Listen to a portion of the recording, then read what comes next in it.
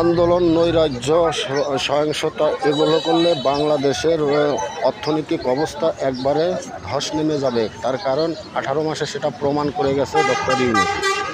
নতুন করে এখন এই নবনির্বাচিত সরকারের আমলে যদি এই ধরনের কোনো কার্যকলাপ, আন্দোলন, মিছিল, মিটিং, সহিংসতা, অরাজকতা, সন্ত্রাসী এই ধরনের কার্যকলাপ হইলে দেশের অর্থনৈতিক অবস্থা একবারে দুর্বল হয়ে পড়বে। কারণ সাধারণ জনগণ, শ্রমিক এগুলো এখন খুব অভাব অনটনের মধ্যে আছে। বিভিন্ন শিল্প ইন্ডাস্ট্রি, কারখানা বন্ধ হয়ে গেছে।